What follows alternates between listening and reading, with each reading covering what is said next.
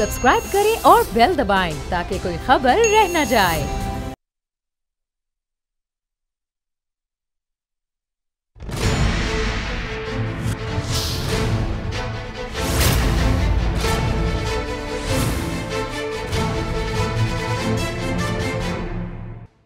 मैं हूं नूरुल आरफीन सिद्दीकी और आप देख रहे हैं मेरी जंग। कराची में होने वाले तैयारा हादसे के महज 28 रोज़ के बाद सिविल एविएशन अथॉरिटी को बिलाखिर याद आ गया कि उसके ज़िम्मे कुछ फ़राइज़ हैं। एविएशन ज़राए के मुताबिक कराची एयरपोर्ट के अतराफ़ इमारतें तैयारों के लिए ख़तरनाक करार। एविएशन ज़राए कहते हैं ये इमारतें नेशनल एयरफील्ड क्लियरेंस पॉलिसी के ख़िलाफ़ हैं। Deputy manager airport Syed Kashif Shah के हवाले से मुश्तहर होने वाली शाया होने वाली आज के तमाम मारूफ अखबारात में शाया होने वाली खबर बता रही है कि KBCA, KDA, सिंध हुकूमत और दीगर मुतल्लिक़ा इदारों को मुत्तला कर दिया गया है इस हवाले से। ताहम बार बार आगाह करने के बावजूद अब तक कोई खातिर खा कार्रवाई किसी के खिलाफ नहीं की गई। इस खबर के मुताबिक अतराफ के 15 किलोमीटर इलाके में तामीरात से लैंडिंग मुश्किलात का सामना है और वो भी तैयारों को। खबर में एक इम्कान ये भी जाहिर किया गया है कि खुदा न खास्ता ये भी मुमकिन है कि शायद इसी एक वजह से ये जो हादसा हुआ है वो भी हुआ हो। ये आपको बता दें कि इससे कबल लाहौर एयरपोर्ट के मैनेजर वो भी मुतल्लिक़ा इदारों को इसी किस्म का एक मरासला भेज कर लाहौर एयरपोर्ट के अतराफ़ में इमारतों की मौजूदगी और इस हवाले से जो मौजूद ख़तरात हैं उस पर तशवीश का इज़हार कर चुके। ताहम अब तक इस हवाले से कोई कार्रवाई वहाँ पर भी देखने में नहीं आई। दूसरी खबर नहायत अफसोसनाक, कराची का वो अमन जो कराची ऑपरेशन के ज़रिए सिंध हुकूमत ने, वफाक ने, बहरहाल कराची के अवाम के लिए बहाल कर दिया था, वो अमन एक मरतबा फिर पारा पारा होता दिखाई देने लगा है। बज़ाहिर ऐसा लगता है। कराची, लाड़काना और घोटकी में कानून नाफिज करने वाले इदारों पर हालिया दिनों में कुछ हमले हुए हैं। 10 रोज़ के दौरान कराची में ये तीसरा हमला है। घोटकी रेलवे स्टेशन के करीब एक दुकान में नस्ब बम धमाके में 2 रेंजर्स एहलकार और एक शहरी जाम शहादत नोश कर गया, जबकि कराची में होने वाले हमले में जो रेंजर्स की गाड़ी पर हैंड ग्रेनेड या दस्ती बम का हमला किया गया था उसमें एक शहरी शहीद और 8 अफराद ज़ख्मी हुए हैं। ये शहरी काशिफ नामी ये शहरी अपनी वालदा के साथ एहसास प्रोग्राम में मिलने वाली रकम रिसीव करने के लिए, वसूल करने के लिए आया था। ताहम इस एक हादसे में काशिफ अपनी जान से गया। इस हवाले से वज़ीर आला सिंध सैयद मुराद अली शाह साहब ने टारगेटेड ऑपरेशन या इंटेलिजेंस बेस्ड ऑपरेशन सिंध भर में करने की मंजूरी दी है। उम्मीद की जानी चाहिए कि शायद अब कराची में जो ऑपरेशन था उसके बाद जो उसके समरात थे अवाम को मिलने शुरू हो गए थे, एक मरतबा फिर इसी किस्म की कोई सूरत हाल हम देखेंगे और कराची का ये पारा पारा होता अमन एक मरतबा फिर अल्लाह रब्बुल इज़्ज़त के फजल करम से बहाल किया जा सकेगा। तीसरी खबर कुछ अच्छी है, अल्लाह का शुक्र है, बल्कि बहुत अच्छी है। इंसदाद कोरोना के हवाले से एक बड़ा ब्रेक थ्रू हुआ है और कोरोना से निमटने के लिए पाकिस्तान को $1.5 अरब देने का मुआहदा जो है वो वज़ीर आज़म पाकिस्तान की मौजूदगी में उस पर दस्तखत कर दिए गए हैं। ये रकम जो पाकिस्तानी रुपए में कुल 250 अरब 27 करोड़ बनती है, ये रकम आलमी बैंक, एशियाई तरक्याती bank, Asian Infrastructure Development Bank मुश्तरका तौर पर दे रहे हैं। ताहम इस सिलसिले में अब सवालात जो यहाँ पैदा हो रहे हैं वो ये कि क्या अब इस हवाले से मुल्क में जो वेंटिलेटर्स की, ऑक्सीजन सिलेंडर्स की और अस्पतालों में बेड्स की किल्लत है, क्या उस पर काबू पाया जा सकेगा? क्या इंसदाद कोरोना के हवाले से अवाम पाकिस्तान को कोई खुशखबरी मिलेगी? ये हैं हमारे 3 मौज़ूआत। इन पर अपने मेहमानों से गुफ्तगू करेंगे। मेरे साथ मौजूद हैं पाकिस्तान तहरीक इंसाफ से मोहतरम शकूर शाद साहब, अखूनज़ादा चट्टान साहब पाकिस्तान पीपल्स पार्टी से हमारे साथ इस शो में शरीक हैं और ख़ुसूसी दरख्वास्त पर मेरी आज उस्ताद मोहतरम सलीम बुखारी साहब बहैसियत सहाफ़ी तज्ज़ियाकार हमारे साथ ख़ुसूसी तौर पर इस शो में शिरकत के लिए उन्होंने आमादगी ज़ाहिर की। तीनों मेहमानों बिलखुसूस सलीम बुखारी साहब का शुक्रिया अदा करते हुए सबसे पहले आज मैं अगर इजाज़त दें मेरे मेहमान तो मैं सलीम बुखारी साहब के पास जाना चाहूँगा। सलीम बुखारी साहब, सर अस्सलाम वालेकुम। जी वालेकुम अस्सलाम। मिजाज बखैर हैं सर?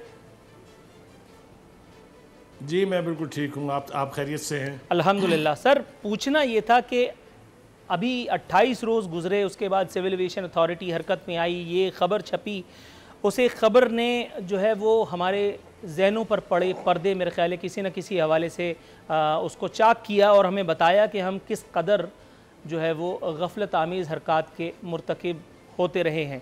सर 28 रोज़ के बाद सिविल एविएशन अथॉरिटी ने जो कुछ किया उस पर तनकीद अपनी जगह, लेकिन सर हम आज तक क्या कर रहे थे? इसका मतलब है कि लाहौर एयरपोर्ट, कराची एयरपोर्ट मतलब ये ख़तरे में है, ये ख़तरात के नरगे में है। कितनी जानें रोज़ाना ये ख़तरात झेलती हैं। अल्लाह का शुक्र है सुम्मा अल्हम्दुलिल्लाह, मुल्क में जमहूरियत का सूरज तुलू हुए एक ज़माना हो चुका, आमरीत रुखसत हो चुकी सुम्मा अल्हम्दुलिल्लाह। ताहम क्या ख्याल है सर, इसके समरात क्या भरपूर तौर पर या जुज़वी तौर पर अवामी पाकिस्तान को मुंतकिल किए जा सके? बहुत शुक्रिया आपका नूरुल आरफिन, बहुत देर के बाद आपने याद किया मुझे और जब याद किया हम हाज़िर हो गए हैं। जज़ाकुमुल्लाह। गुजारिश ये है कि आपका सवाल बहुत गंभीर है और बहुत ही एक ऐसा मसला है जो अब नज़ई सूरत इख्तियार करता जा रहा है। पहले तो मैं आपकी तवज्जो दिलाऊंगा कि कराची का जो हाल कर दिया पिछले 20-30 बरस में, जो भी लोग मकामी तौर पर हुकूमत में इक़्तिदार में थे या जो मेयर्स थे या जो हाउसिंग के मिनिस्टर्स थे, वहाँ इजाज़त नहीं थी पहले तो 6 मंजिलों से ऊपर जाने की। फिर उसके बाद जिस तरह से स्काई स्क्रैपर्स बने, आपको याद होगा एक वक्त था कि एक बिल्डिंग थी हबीब बैंक की कराची में और उसको उसका लैंडमार्क समझा जाता था। तो जिस तरीके से कराची की शक्ल बिगाड़ी गई है वही हाल अब एयरपोर्ट्स के इर्द गिर्द भी है। लाहौर में सूरत हाल ये थी कि कंटोनमेंट के पूरे इलाके में तीसरी मंजिल की इजाज़त नहीं थी, लेकिन एन कंटोनमेंट के गढ़ में लाहौर माल बन गया। आपको पता है लाहौर माल सॉरी किसका है और कैसे इजाज़त मिली थी? लोग कहते हैं 1.25 अरब रुपया लिया गया था इसके लिए, एक फ्लोर लिया गया था वगैरह वगैरह। ये वो सारी तफसीलात हैं जो अवामुन नास तक पहुँच चुकी हैं, लेकिन किसी के कान पर जूं इसलिए नहीं रेंगी कि देखिए, चाहे वो लाहौर का मामला हो, चाहे वो कराची का मामला हो, जो अहम अथॉरिटेटिव यानी अदारे जो होते हैं, मैं नाम लेना नहीं चाहता हूँ, आप मेरा इशारा समझ रहे होंगे, वो जब तक इसकी इजाज़त नहीं देते हैं, नक्शा अप्रूव नहीं होता है, कोई बिल्डिंग बन नहीं सकती है। अब आप मुझे बता दीजिए कि जब इन्हीं इदारों के सरबराहों ने ये इजाज़तें दी हुई हैं तो एक्शन किसके ख़िलाफ़ होगा? हम सिर्फ ख्वाहिश कर सकते हैं कि ये जो 28 रोज़ के बाद आंखें खुली हैं इसके ऊपर कहीं किसी के कान पे जूं रेंग जाए, लेकिन मैं आपको यकीन दिलाता हूँ, रिकॉर्ड में कह रहा हूँ कि कुछ होने वाला नहीं है। कोई ना बिल्डिंग गिरने जाएगी चाहे वो जितनी मर्जी मंजिला हो, और ना ही नई बिल्डिंगों का बनना रुकेगा। इसलिए कि द पावर दैट भी, वो जो जिनके पास इख्तियार है, वो आपसे, मुझसे या आवाम से जिसकी बर्बादी होनी है, जिसकी तबाही की एक मिसाल अभी कराची का हादसा है वो है, उनके लिए उनके दिल में ना कोई गुंजाइश है और ना ही वो उसके लिए कुछ करने पर आमादा होंगे। एक बात तो ये तय हो गई। लाहौर का मामला और भी ज़्यादा ख़राब है। यहाँ लाहौर के इर्द गिर्द में आप तलाश करने निकलेंगे तो आपको एक वसी रकबे के ऊपर तो DHA मिलेगा। अब DHA के 9 सेक्टर्स जहां बन रहे हैं वो सारे एयरपोर्ट के इर्द गिर्द हैं। तो भाई कौन रोकेगा, मुझे बता दीजिए आप। इससे ज़्यादा मैं कहूँगा तो मेरे फिर पर जलेंगे। तहरीक इंसाफ हमारे साथ मौजूद है, मैं सोच रहा हूँ उनसे गुफ्तगू फरमा लेते हैं। शकूर शाह साहब, सर अस्सलाम वालेकुम। जी वालेकुम, कैसे हो भाई मेरे? अल्लाह का शुक्र है सर, एहसान परवरदिगार का। मौजू आप मुलाहिजा कर चुके हम किस। सर आपको मेरी आवाज़ आ रही है शकूर साहब? बिल्कुल बिल्कुल आ रही है। राइट, मेरा सवाल सुन लीजिएगा जनाब। सर एविएशन हुकाम जो हैं वो बिलाखिर ख्वाब गफलत को तर्क करने में कामयाब हुए हैं, चाहे 28 रोज़ बाद सही। ये अलग बात कि इस दौरान एक ऐसा वाक़या पेश आया जिसने मुझे और आपको यकीनन अफसुर्दा किया। 100 कम व बेश बल्कि 100 पूरी ज़िंदगियाँ जो हैं वो इस एक हादसे की, इस एक गफलत की नज़र हुई। जनाब मन, एक तो ये वाक़या, दूसरा ये ख़बर भी मुझे बता रही है, और ये चूँकि विफाक का मामला है, इसलिए आपकी नज़र किए देता हूँ। अकरबा परवरी ने सिविल एविएशन की कारकर्दगी धुंधला दी। आज पाकिस्तान के मुल्क के एक मौक़र उर्दू रोज़नामे से ये अक्स करदा खबर है। लिखा है, बायलाइन है, इदारे में अकरबा परवरी का यह आलम है कि जिस शख्स को अभी डायरेक्टर फ़्लाइट स्टैंडर्ड्स तैनात किया गया है वो पहले फ़्लाइट इंस्पेक्टर मुंतखब हुआ था, जिसके बाद उसे हटा दिया गया क्योंकि वो असामी से मुताल्लिक़ अहलियत का हामिल ही नहीं था और अब वही शख्स पूरे शोबे का डायरेक्टर है। उसके बाद उन्होंने कुछ टेक्निकल गुफ्तगू की है, उन्होंने अपने रिकॉर्ड्स और जो उनके पास दस्तावेज़ात हैं उसका हवाला दिया है, तो इस हवाले से ये ख़बर तो उनके नज़दीक मोतबर ठहरी। आपके नज़दीक अगर ये ख़बर मोतबर है तो जनाब फिर ऐसा हो क्यों रहा है, और अगर ऐसा हो रहा है तो फिर वो सब कुछ जो है वो सब कुछ तो चलता रहेगा, क्या कहेंगे?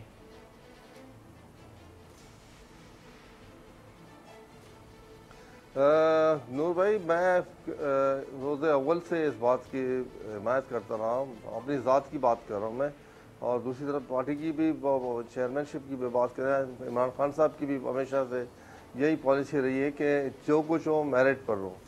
और जहाँ तक आप सिविल एविएशन के हवाले से जो बुलंद वाला इमारतों की बात कर रहे हैं एयरपोर्ट के इर्द गिर्द, ये बड़ी अफसोसनाक बात है कि आप 28 दिन कह रहे हो, लेकिन ये 28 साल या 72 साल आप कहें कि बाद होश अगर आ गया है तो अच्छी बात है कि इनको फौरी तौर पर इस पर सोचना चाहिए और इस पर अमल दरामद करना चाहिए और हमारे एयरपोर्टों को सिक्योर करना चाहिए कि खुदा न खास्ता ऐसा ना हो कि फिर कोई और वाक़या पेश आए, फिर कुछ दिन रोना धोना हो और उसके बाद फिर वही मातम करके कुछ दिन उसके बाद से खामोश हो जाए।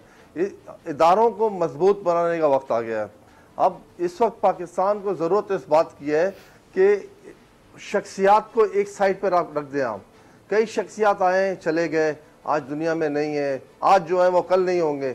हमें अपने इस मुल्क को आगे अगर ले जाना है तो हमें अपने इदारों को मजबूत बनाना होगा, इदारों को कुव्वत देने होगी। अब जहाँ तक आप बायलाइन वाली जिस खबर की आप बात कर रहे सिविल एविएशन के, मैं कहता हूँ उसके पर बिल्कुल जैसे पहले कोर्ट सुमोटो एक्शन लेते थे, इस तरह हमारे यहाँ भी होने जो इस तरह की खबर जो अखबारात में इस तरह की कोई भी खबर है फौरी तौर पर एक्शन लेना चाहिए। लेकिन बदबख्ती की बात यह है कि हमारे यहाँ इदारे ही कमज़ोर हैं। हमारे यहाँ एंटी करप्शन का इदारा जो है वो सबसे बड़ा करप्शन का गढ़ बना हुआ है। या नए पर आप पावर आप कंटेन करने की कोशिश कर रहे हो। मैं तो कहता हूँ इतने ज़्यादा पावर्स दें कि वो वक्त के जो मिनिस्टर्स हों, वक्त के वज़ीर आज़म हों, उसके खिलाफ भी अगर कोई बात उनके पास हो तो उनको ये इख्तियार होना चाहिए कि वो उनके खिलाफ कार्रवाई करे।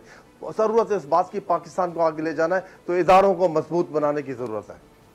जी सर, बिल्कुल आपने दुरुस्त इरशाद फरमाया, पाकिस्तान को आगे ले जाना है तो इदारों को अगर आप मुझे इजाज़त दें जनाब एक अगर इजाज़त दें तो एक जुमला मोतरज़ा कहने की इजाज़त दीजिए कि मेरे भाई ने बिल्कुल ठीक कहा कि ये इक़दाम होने चाहिए। अदारे तो पहले ही बहुत ज़्यादा मजबूत हैं, खुदा के लिए उनको रेगुलेट करने की बात है। सिविल एविएशन किसके तहत आता है? मिनिस्ट्री ऑफ डिफेंस के तहत। और कौन सी मजबूती चाहिए जनाब? तो अदारे तो मजबूत हैं, उनको ढंग से काम लेने की बात है उनसे। दुरुस्त है, माफ़ी चाहता हूँ इस इंटरजेक्शन के लिए। दुरुस्त है। अखुंज़ादा चट्टान साहब, सर प्रोग्राम में आपको खुशामदीद कहते हैं। आपकी तबीयत कैसी है पहले ये बताएं। इसका मतलब वो मजबूत नहीं है ना, जब वो काम नहीं कर रहा है तो इसका मतलब मजबूत नहीं है। वो कहीं ना कहीं वो खराबी तो है। शकूर साहब थोड़ा सा तवक्कुफ की इस्तदा है। अल्हम्दुलिल्लाह मैं बिल्कुल ठीक ठाक हूँ। नूरुल्लाह रिफिन साहब, आपका बहुत बहुत मेहरबानी sir, thank you so very much.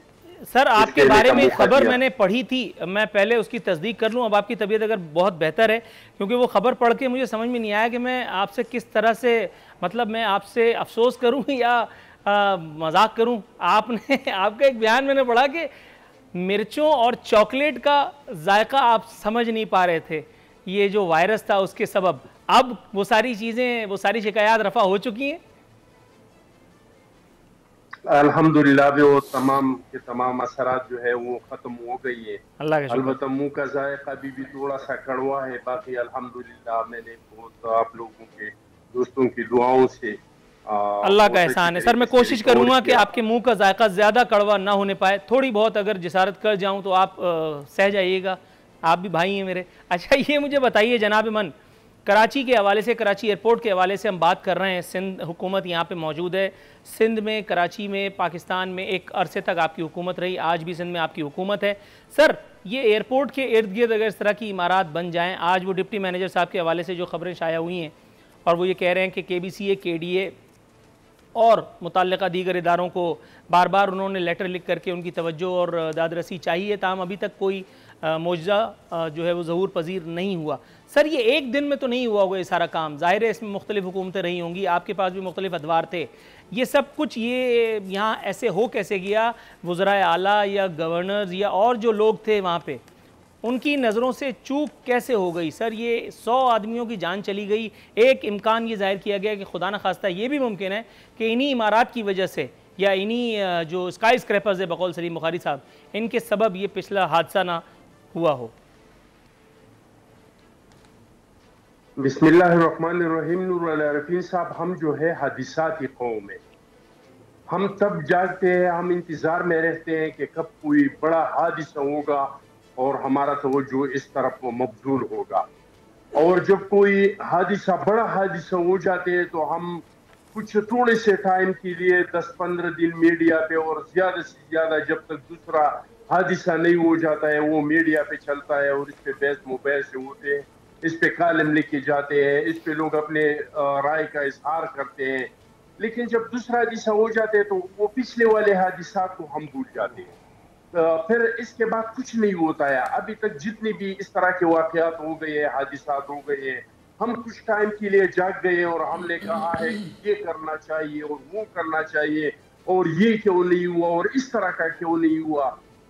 ये मेरे ख्याल में पाकिस्तान के तमाम एयरपोर्ट्स को देखना चाहिए। आप इस्लामाबाद का अभी अभी एयरपोर्ट बना है, अगर आपका इस्लामाबाद का विजिट हुआ है अभी अभी करीबी दिनों में, सलीम बुखारी साहब को तो बहुत अच्छी तरीके से पता है कि वहां पे भी बड़े बड़े प्लाजे शुरू हो गए, वहां पे भी बहुत बड़े बड़े बिल्डिंग शुरू हो गई।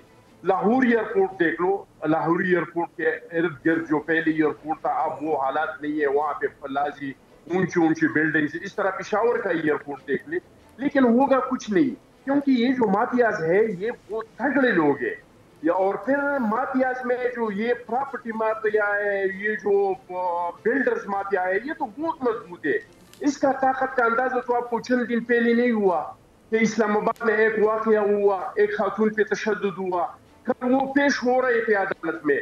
तो मुझे बताए कोई डिसीजन वहां पे किसी ने देखा था? अगर यह अमल किसी सियासी लीडर के, वो कर्नल की बीवी का क्या हशर लोगों ने बनाया था।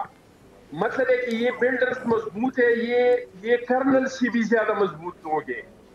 तो होगा कुछ भी हाईलाइट सर, इसमें तो बहुत सारे सेगमेंट्स ऑफ द सोसाइटी चाहिए। पिन पॉइंट जो हम कर रहे हैं सर, मतलब अगर किसी पूरी कम्युनिटी को, अगर जैसे मिसाल के तौर पे जर्नलिस्टों में भी बहुत सारे, मतलब आप समझ रहे होंगे इन्वर्टेड कॉमास में अनमोल रतन है, तो अगर सबको एक साथ ही नाप दिया जाए तो मेरा ख्याल है थोड़ी सी ज्यादती है। अगर तमाम, मतलब जाहिर है कि सियासत के शोबे में कहीं ना कहीं ब्लैक शीप शायद होंगी, तो अगर सबकी गर्दन एक साथ ही दबा दिया तो नूरुल आरिफीन साहब, इस दिन में तमाम मीडिया का, पाकिस्तान के तमाम मीडिया का कह रहा हूँ, मुझे एक चैनल आप बताए कि वो अदालत में आ गया इस केस के दिन पे, मुझे एक चैनल बताए पाकिस्तान का। और कर्नल की बीवी का जो वीडियो आया था, कितने चैनलों ने चलाया था। ये बिल्डर्स, ये बहुत मजबूत लोग हैं, एक भी जो है ना कोई हटा सकता है। और ये नई एयरपोर्टों में दोबारा इस तरह का सोसाइटी खड़े होंगे, और इसका मिसाल है आप आ जाइए, इस्लामाबाद का एयरपोर्ट है, अभी भी बना है, साल भी नहीं हुआ है कि इसका इफ्तिताह हुआ है। आप आके देख ले, वहां पे देख ले कि क्या बन रहे हैं, कोई बंद तो करे, किसी का मजाल है कि बंद करे। राइट सर, सलीम बुखारी साहब के पास जाएंगे। सलीम बुखारी साहब, सर अखूनज़ादा चट्टान साहब ने फरमाया कि ये जो बिल्डर माफिया है ये बहुत ताकतवर है, तो गोया अखूनज़ादा चट्टान साहब की बात से अगर मैं ये नतीजा अख्ज़ करूँ तो क्या मैं दुरुस्त हूँ या गलत हूँ? तस्वीर फरमाइएगा कि हमारे यहाँ बिल्डर जो माफिया जिसको इन्होंने कहा वो हुकूमतों से भी ज़्यादा ताकतवर है। ये आपकी असर्शन बिल्कुल दुरुस्त है, और जो कुछ चट्टान साहब ने कहा है वो भी बहुत बिल्कुल दुरुस्त है। वो जिस तरफ इशारा कर रहे हैं, हम इज्तनाब कर रहे हैं नाम लेने से। देखिए, इस वक्त पाकिस्तान की जो अफवाज है उनका सबसे बड़ा बिल्डर, उनसे बड़ा बिल्डर तो कोई है ही नहीं। DHA ले लीजिए, मैंने आपको लाहौर की मिसाल दी कि एयरपोर्ट के चारों तरफ उनके 9 बड़े सेक्टर्स हैं, और कोई भी बिल्डिंग कंटोनमेंट में कंटोनमेंट बोर्ड की मर्जी के और नक्शा पास किए बगैर नहीं बन सकती। सर कथा कलामी की गुंजाइश सलीम बुखारी साहब, सर मैं उस्ताद मुअज्जम कहता हूँ आपको, लेकिन सर मैंने जैसे अखुंज़ादा चट्टान साहब की खिदमत में अर्ज़ किया, सर जब हम बात करते हैं तो ओवरऑल हम सबको लपेट लेते हैं। सर आप चूंकि मेरे उस्ताद हैं इसलिए मैं आपसे पूछने का आरजूमंद हूँ, सर तमाम पूरे एक शोबे को या एक पूरे उसको हाईलाइट कर देना, ये क्या दुरुस्त है? ये दुरुस्त रविश है? मिसाल के तौर पे जैसे मैंने अभी थोड़ी देर पहले अखुंज़ादा चट्टान साहब से पूछा, जर्नलिस्टों में भी बहुत सारे अनमोल रतन हैं। अभी मैं यहाँ आने से पहले अपने कोलीग से बात कर रहा था, 2 दिन पहले मुझे एक सहाफ़ी के बारे में इल्म हुआ, कैन यू बिलीव, गज़ब खुदा का, उसके अकाउंट में 7 करोड़ रुपए हैं और कहने को वो एक स्टाफ रिपोर्टर है। सर तो फिर ये बात तो फिर बहुत दूर तक चली जाएगी। ये आपने किसी गरीब रिपोर्टर का जिक्र किया है, क्योंकि जो अनमोल रतन जिनका आप तस्करा फरमा रहे हैं उनके अकाउंट्स के बारे में आपको मालूम नहीं है। बहरहाल वापस आते हैं आपकी गुफ्तगू के ऊपर। देखिए अखुंज़ादा साहब ने जिस तरफ इशारा किया है वो ज़रा थोड़ा सा जनरलाइज्ड है, लेकिन उनका इशारा उन्हीं माफियाज़ की तरफ है। और ये याद रखिए, ये मेरा कंसिस्टेंट स्टांस है कि माफियाज़ हुकूमत के बाहर नहीं होते, क्योंकि माफियाज़ उनको कहते हैं जो हुकूमत की पॉलिसियों को कंप्रोमाइज़ करके अपना काम निकाल लेते हैं। अब आप ये देखिए, आटे चीनी का स्कैंडल हुआ, कहाँ से निकले लोग? इससे पहले नवाज शरीफ की हुकूमत थी, मुशर्रफ साहब की हुकूमत थी, जब भी माफियाज़ निकलते थे तो ये कार्टल्स हुकूमत के अंदर से निकलते हैं। एक बात तो ये समझ लें आप। दूसरी बात ये समझ लें कि मैं बार बार ये कह रहा हूँ, आप उस नुक्ते को पकड़ ही नहीं रहे हैं कि एयरपोर्ट्स के इर्द गिर्द कौन होते हैं बाख्तियार लोग जो वहाँ पर स्काई स्क्रैपर की इजाज़त देते हैं। तो अगर वो देते रहेंगे इजाज़त तो फिर कौन पूछेगा उनको? अब मैंने आपको बहुत स्पेसिफिकली कहा कि लाहौर एयरपोर्ट के इर्द गिर्द एक बड़े वसी रकबे के ऊपर DHA है। अब आपको क्या right sir, got your answer. यहाँ है? मुझे एक ब्रेक की कॉल दी जा रही है। सलीम बुखारी साहब, शकूर शाह, चट्टान साहब हमारे साथ रहिएगा। ब्रेक से वापस आते हैं तो कुछ और मौज़ूआत हैं जिनका अहाता करना मकसूद है।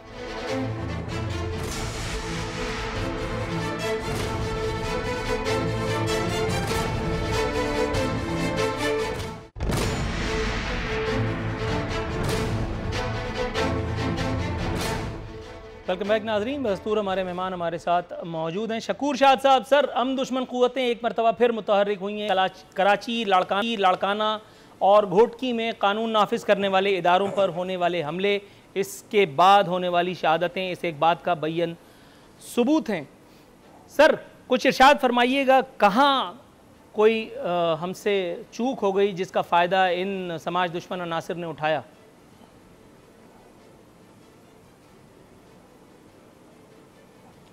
देखिए, आपको तो बहुत अच्छे तरीके से इल्म है कि हमारे इर्द गिर्द के जो ममालिक हैं,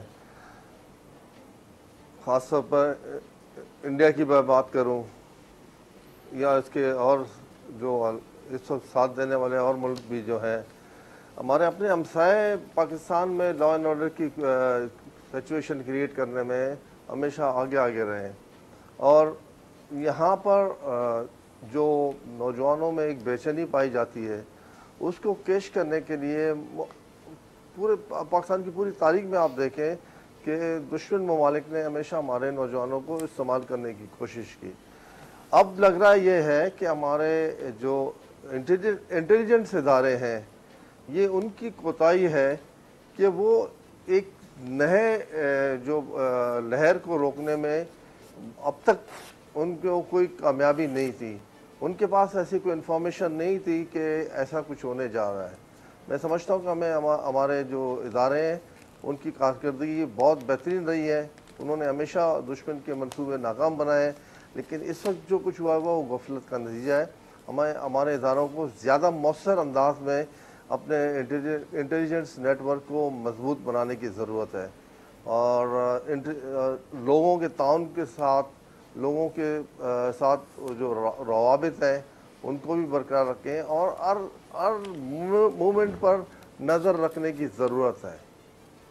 राइट, अखुंज़ादा चट्टान साहब, सर ये मुझे बताइएगा, 10 रोज़ के दौरान एक ख़बर बता रही है कराची शहर में रेंजर्स पर यह तीसरा हमला है, जिसके बाद वज़ीर आला ने अपनी नाराज़गी का, बरहमी का, खफगी का इजहार करते हुए और एक टारगेटेड ऑपरेशन या इंटेलिजेंस बेस्ड ऑपरेशन की जो है वो मंजूरी दी है। इस तरह के ऑपरेशंस माजी में हुए, उनके खातिर खा नताइज बरामद हुए और उसके बाद कराची का अमन बहाल भी हुआ। क्या देखते हैं सर आप इस एक हिकमत अमली से कराची का अमन, सिंध का अमन किस हद तक बहाल होता देख रहे हैं आप? देखिए नूरुल साहब, ये जो दोबारा दहशतगर्दी का मसला सर उठा रही है और इंतहा पसंदी का और अस्करियत पसंदी का, ये सिर्फ कराची का मसला नहीं है। मैं समझता हूँ हमारे इलाकों में भी, खैबर पुख्तनख्वा में भी, और खुसूसी तौर पे जो एक्स फाटा है इस पे दोबारा से टारगेट किलिंग भी शुरू हुआ है, और जो रिमोट कंट्रोल बम थे वो भी हालात अब इस तरह का नहीं है जो एक टाइम पे नेशनल एक्शन प्लान के बाद जो हालात थी, दोबारा ये चीज पर उठा रहा है।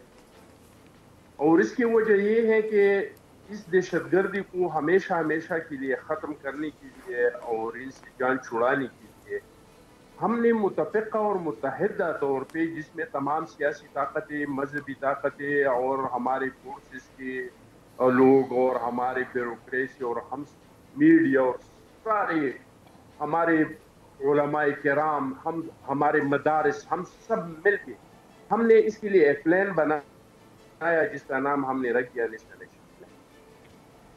और इस पे जितना जितना हमने अमल किया और इसको अमली तौर पे अमल में लाया, तो इसके हमें बहुत अच्छे नताइज सामने आए पूरी मुल्क में, न सिर्फ कराची में बल्कि पूरी सिंध में और बलूचिस्तान में और खैबर पख्तूनख्वा में भी और पंजाब में भी, हर जगह इसके अच्छे नताइज सामने आ गए। लेकिन अब हम देख रहे हैं कि वो नेशनल एक्शन प्लान पे हमारा बिल्कुल वो तरजीह में अब शामिल नहीं है। हम इस नेशनल एक्शन प्लान से बहुत दूर हो गए हैं।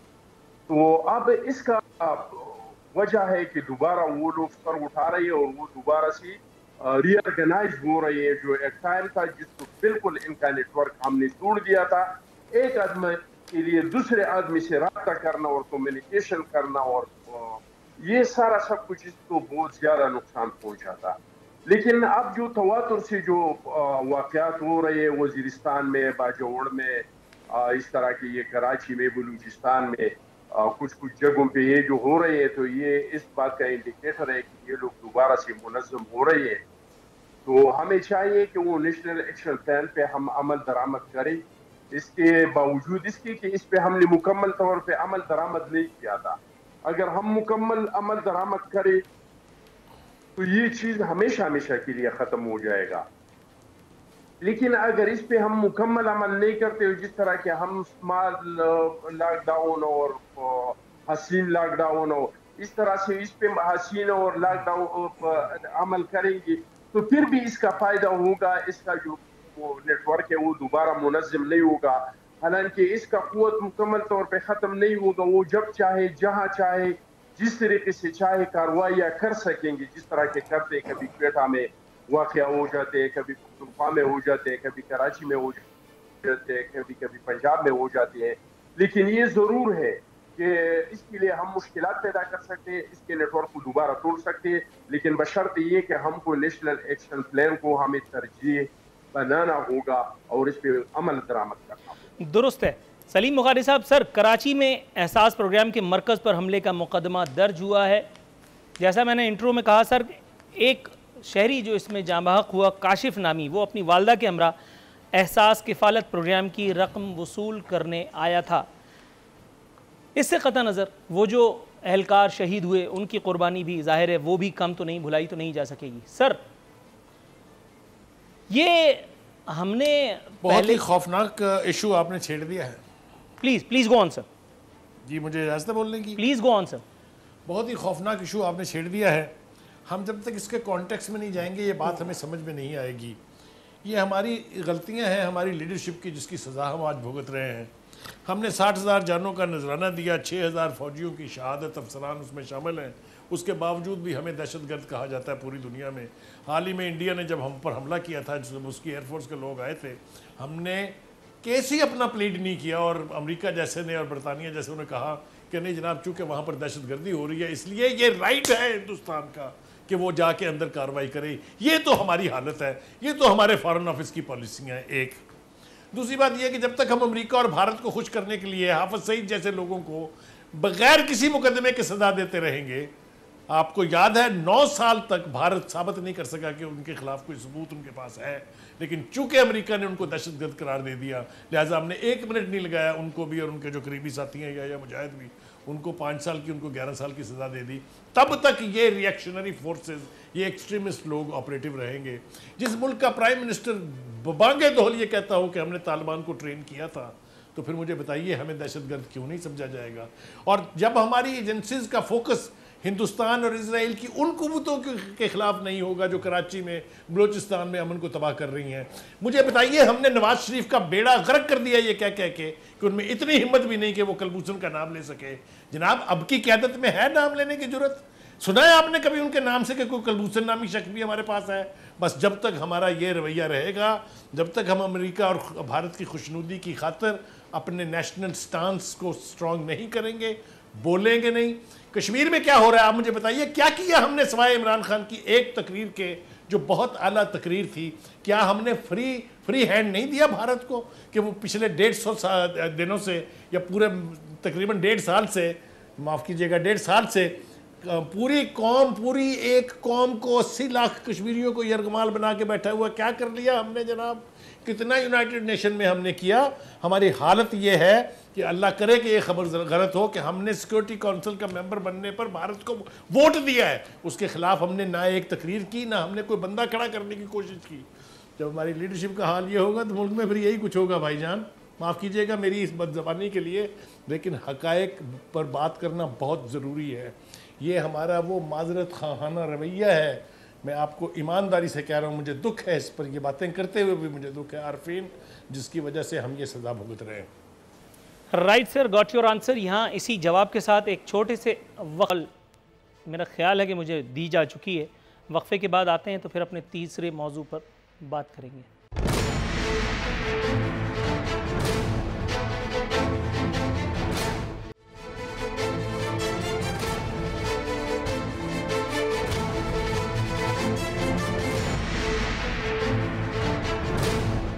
वेलकम बैक नाज़रीन, शो के इख्तितामी लम्हात आन पहुँचे। शकूर शाद साहब, सर इंसदाद कोरोना के हवाले से मैंने जो खुशखबरी आपके साथ कौम के साथ शेयर की कि पाकिस्तान को $1.5 अरब कोरोना के तदारुक के लिए या इंसदाद के लिए हमें मौसूल हो रहे हैं।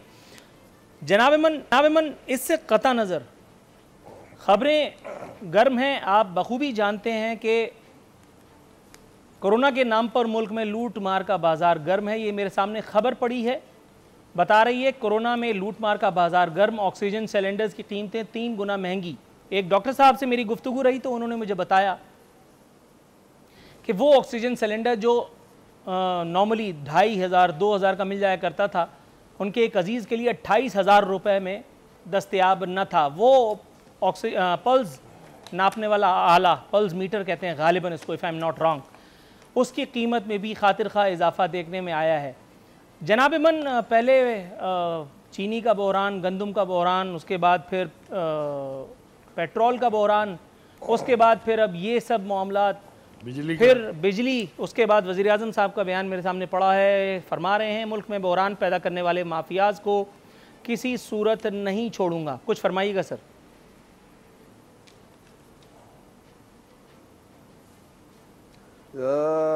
नूर आरफीन साहब, देखें, कोरोना सिर्फ पाकिस्तान का मसला नहीं है, ये पूरी दुनिया का मसला है। और बदकिस्मती ये कि अब तक सही तरीके से ये बात वाज़ेह नहीं हुई कि इसकी वजूहात क्या हैं, कैसे इसको कंट्रोल किया जाए। मुख्तलिफ मुल्क मुख्तलिफ तरीक़ों से इस पर लगे हुए हैं।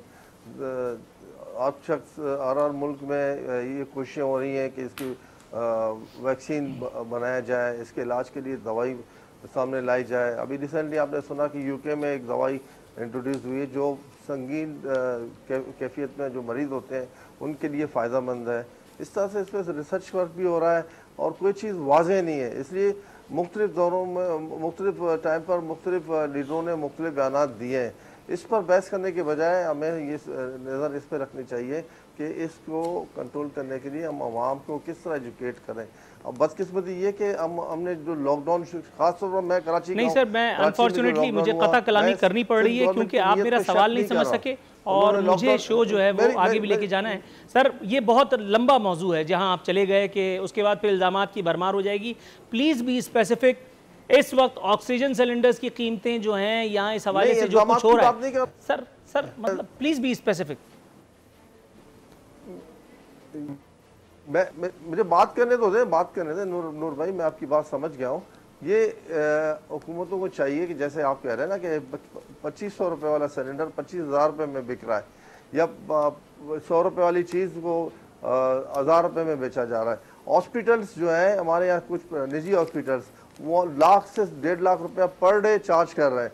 हमारे सिंध के एक वज़ीर अभी रिसेंटली, अल्लाह को प्यारे हो गए, मुर्तज़ा बलोच, आपको पता है वो दुनिया में नहीं रहा, लेकिन उसके घर वालों को 70 लाख रुपए का बिल थमा दिया गया।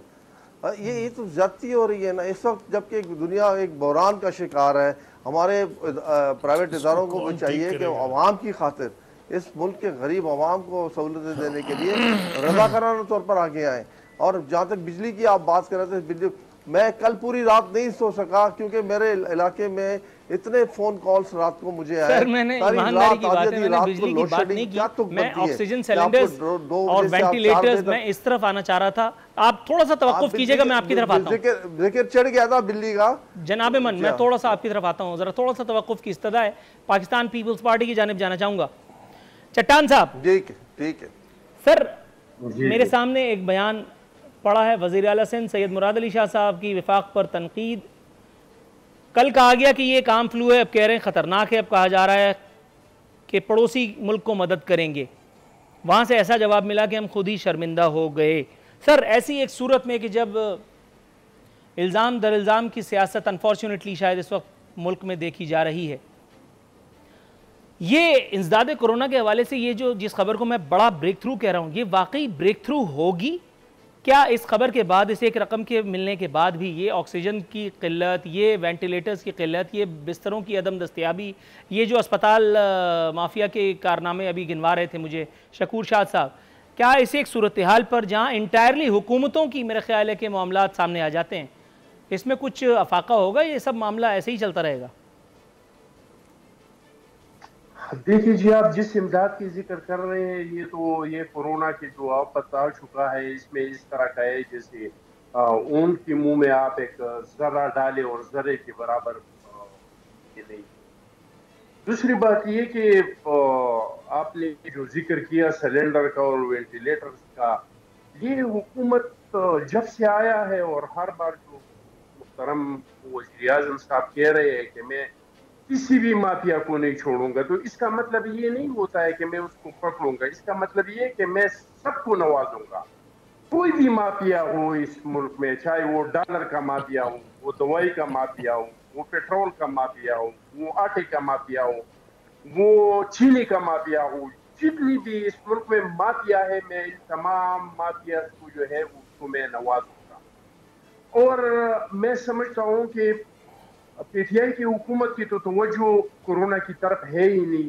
कोरोना की तो 3 यूनिवर्सल उसूल है पूरी दुनिया में। वो ये है कि टेस्टिंग करो और ट्रेस करो और फिर उसको अलहदा करो। लेकिन पीटीआई की हुकूमत का तो मुकम्मल तवज्जो IMF पे है कि IMF के कर्ज को हम कैसे शेड्यूल करें, ये कोरोना का आड़ लेके बाहर से हम कैसे इमदाद ले ले, लोगों से हम कैसे चंदा ले ले। अब जो ये पैसे आ चुके हैं, तो मेरा दरख्वास्त ये है कि एक तो ये बराबरी की बुनियाद पे इसका सारी सूबों को और तमाम पाकिस्तान एक व्यापार का नाम है, सबको इसका फायदा पहुंचना चाहिए। फिर मेरा दरख्वास्त ये है कि 3 तबकों को इसका फायदा पहुंचना चाहिए और फिर माहिरीन बैठ के डिवाइड करें कि किस तबके को कितने पैसे जाना चाहिए। एक, लोगों की जानों के बचाने के लिए। दूसरा, जो लोग इसके लिए फ्रंट लाइन पे लड़ रहे हैं, जो हमारे डॉक्टर्स हैं, जो हमारे नर्सेज हैं, जो हमारे ये है वो। दूसरा, हमारे वो लोग जो डिलीवेजेस लोग हैं, जो जिसका कारोबार खत्म हो चुका है, जो बेरोजगार हो चुके हैं, और खुसूसी तौर पे स्टूडेंट्स। ये एक बहुत बड़ा मसला है क्योंकि अब तमाम यूनिवर्सिटियों ने तकरीबन ऑनलाइन क्लासेस शुरू की है। हर स्टूडेंट्स के लिए एक लैपटॉप चाहिए, इसके लिए एक हेडफोन चाहिए, इसके लिए इंटरनेट चाहिए। मुझे बताए कि कितने वालिदैन ऐसे हैं जो वो अपने बच्चे को, हर बच्चे को वो लैपटॉप दे सकते हैं, उनको हेडफोन दे सकते हैं। तो मैं समझता हूँ कि इस पैसे में से इन गरीब नादार तालिब इल्मों का भी, वैसे भी हमने एजुकेशन बजट तमाम सूबों ने इतना रखा है कि वो तो एक मजाक है एजुकेशन का, और स्टूडेंट्स का एक मजाक इन लोगों ने उड़ाया है। लेकिन इन पैसों से इन नादार बच्चों का भी हेल्प होना चाहिए, जिसके ऑनलाइन क्लासेस लग रहे हैं और इसके पास ये वसाइल नहीं है। दुरुस्त है हमारे सर। पास और कोई रास्ता। मैं सलीम बुखारी साहब के पास जाने की इजाजत चाहूंगा आपसे। नूर भाई एक मिनट मुझे दे, एक मिनट मुझे दे नूर भाई। सर मेरे प्लीज। भाई चट्टान साहब जो है बड़ी तनकीद कर रहे हैं गवर्नमेंट पर। मैं सिर्फ इतना कहूंगा कि जो शख्स अपने आप को कोरोना से ना बचा सका वो इमरान खान की हुकूमत में तनकीद करते हुए अच्छा नहीं लग रहा है। अब सर ये बड़ी अजीब सी बात थी। बहरहाल खैर चट्टान की तरफ से है सर, अखुंजा चट्टान साहब थोड़ा सा तवक्कुफ। बहरहाल शकूर शाह साहब आपने एक नया पेंडोरा बॉक्स खोल दिया सर, थोड़ा सा तवक्कुफ कीजिएगा। बस अल्लाह की तरफ से, फिर मुल्क में भी जो कुछ हो रहा है वो भी अल्लाह की तरफ से। सर थोड़ा सा तवक्कुफ। अगर मुल्क में हो रहा है वो भी अल्लाह की तरफ से भाई मेरे। कर सकता था, मैं नहीं किया। चट्टान आप अपने आप को कोरोना से नहीं बचा सके, आप हुकूमत में क्या शकूर शाह साहब, चट्टान साहब आप सर, क्या तनकीद करोगे हुकूमत में? कर सकते हैं। शकूर शाह साहब सर, आप एक सीनियर रहनुमा हैं सर। वो क्या रहनुमाई शकूर करेंगे? शाह साहब सर, थोड़ा सा तवक्कुफ की इस्तदा है। सलीम बुखारी साहब बैठे, मैं उनसे गुफ्तगू करना चाह रहा हूँ। अखुंजा चट्टान साहब सर, थोड़ा सा तवक्कुफ प्लीज सर, आपकी इजाजत से सलीम बुखारी साहब के पास जाऊंगा। बुखारी साहब सर, पाकिस्तानी रुपए में कुल रकम 250 अरब 27 करोड़ कोरोना मुतासरीन के लिए या पाकिस्तानियों। गुजारिश ये है कि अल्लाह करे कि ये रकम जिस मकसद के लिए मिल रही है उसी मकसद के ऊपर इस्तेमाल हो। इसके ऊपर मैं थोड़ा सा बाद में आता हूँ। अभी मेरे भाई जो शकूर साहब है वो ये फरमा रहे थे कि जो शख्स जो है ख़ुद को कोरोना से नहीं बचा सका वो हुकूमत क्या गिराएगा। तो असद कैसर साहब जो है वो असम्बली के स्पीकर हैं। अब फिर ये तो नहीं कहा जा सकता कि वो ख़ुद को कोरोना से नहीं बचा सके तो हाउस क्या चलाएंगे। मेरे ख्याल से इस किस्म की गुफ्तगू से थोड़ा सा इज्तनाब करना बहुत ज़रूरी है। अब आ जाइए उस तरफ। देखिए हमारे यहाँ अभी हमने दावा नहीं है, ये दर शायद हकीकत हो कि एहसास प्रोग्राम के तहत 10 करोड़ लोगों तक वो जो 12,000 रुपये हैं वो तकसीम हो चुके हैं। तो इसके बाद तो फिर कोई नहीं बचता जिससे हमें डराया जाए कि जी लोग भूख से मर जाएंगे अगर हम लॉकडाउन करेंगे। मेरे ख्याल से ये पैसे भी इसीलिए आ रहे थे कि अगर आप ऐसे इकदाम करें कोरोना से निपटने के लिए जिसमें कहीं ना कहीं इकॉनमी को जद पड़ती हो या लोगों को कहीं राशन चाहिए, कहीं उनको मदद चाहिए, तो ये पैसे ऐसे ही मामला जात पर खर्च करने चाहिए और लोगों को डराने की बजाय मेरे ख्याल से सलूशन की तरफ जाना चाहिए। प्राइम मिनिस्टर साहब पहले तो मुसलसल एक तसलसल से कुछ 4 महीने के करीब अब तो होने वाले हैं, तो वो डिनाइल मोड में रहे कि lockdown is something which is a बकवास, इसकी कोई हैसियत नहीं है और ये हम तो करके नहीं देंगे। नहीं करके दिया उन्होंने, ना होने दिया कहीं।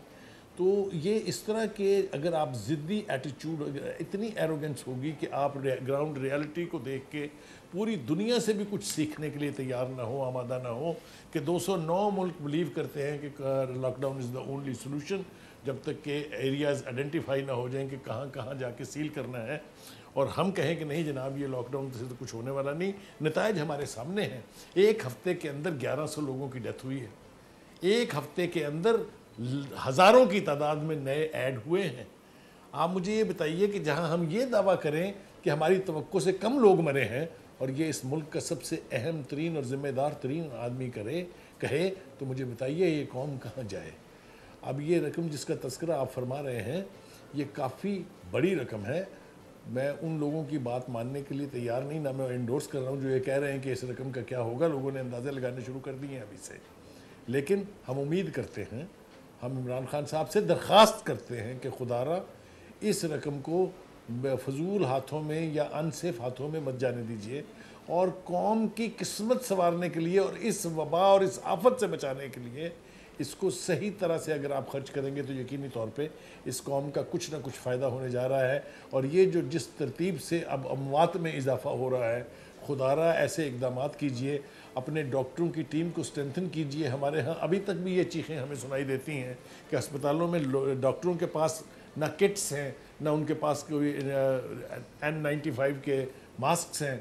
आपने देख लिया एक बड़ी तादाद जो है हमारे पैरामेडिक्स की और हमारे डॉक्टरों की जो है वो इसका शिकार हो चुकी है। मेरे ख्याल से ये वो एरियाज़ हैं जिनको फोकस करने की ज़रूरत है। हमारा हॉस्पिटल सिस्टम और हमारी डॉक्टरों की लॉट जो है वो अगर स्ट्रेंथन नहीं होगी, अगर प्रोटेक्टेड नहीं होगी, अगर उनको हर वो चीज़ मुहैया नहीं की जाएगी तो वो इंसानी जानों को बचाने से यानी बचाना उनके बस में नहीं होगा। ये रकम अगर ढंग से खर्च कर दी इमरान खान साहब ने तो वो याद रखे जाएंगे तारीख़ में। ये मैं बड़े वसूख से कह रहा हूँ। Got your point. Salim Bukhari साहब, शकूर शाद साहब, अखुंजा चट्टान साहब, तीनों मोअज़्ज़िज़ मेहमानों को एक मरतबा में शिरकत की जहमत उठा रखने पर खिराज अक़ीदत पेश करते हुए यहाँ वक्त है आपसे विदा लेने का। कल इंशाअल्लाह बशर्ते ज़िंदगी हाजिर खिदमत होंगे। फ़ी अमानिल्लाह।